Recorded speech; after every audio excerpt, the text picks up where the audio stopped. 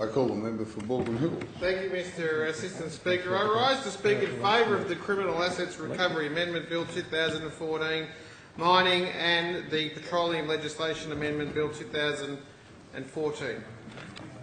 The Premier introduced this legislation to complete the government's legislative responses to the recommendations of the Independent Commission Against Corruption. The previous Labor government, the government that made Eddie Obeid a minister and Ian McDonald a minister, tainted the process that allocates the state's mineral resources. When the Independent Commission Against Corruption revealed the extent of the previous government's corruption, we decided to restore public confidence in the government.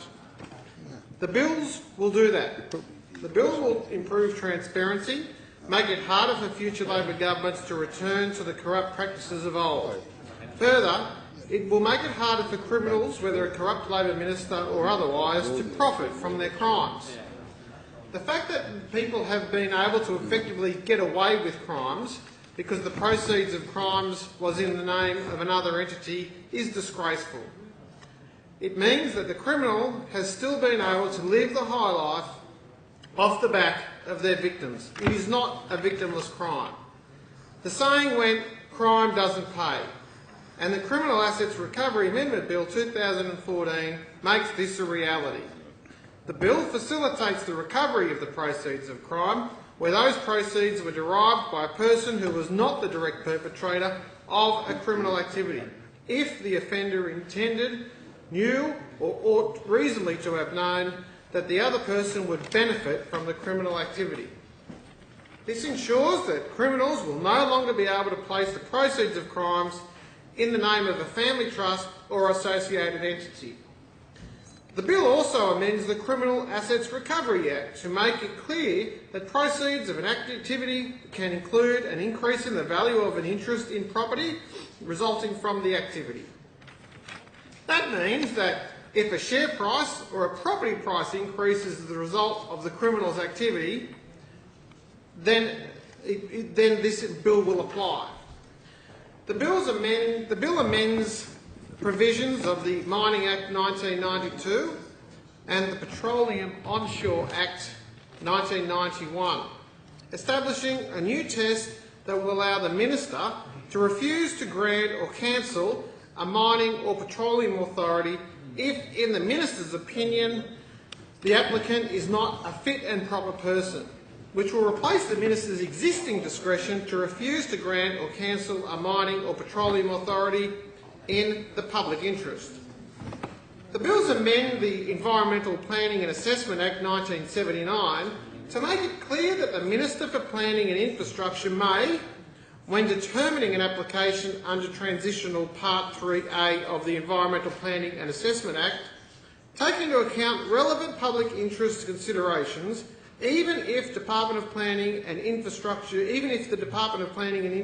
Director Generals did not specifically raise public interest considerations.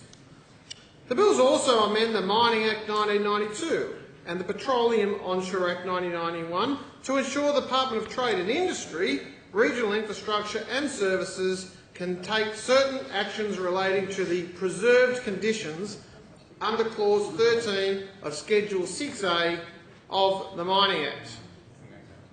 The bills ensure that administrative action may always be taken based on the decision-maker's state of mind.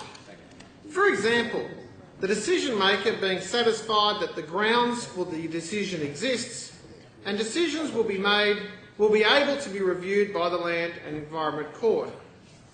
The bill also closes a potential loophole that could be used to circumvent the need to obtain an exploration licence for coal by ensuring that an authority under the Mining Act is enforced before an application for planning approval for mining that permits coal extraction cannot be made or granted under the Environmental Planning and Assessment Act.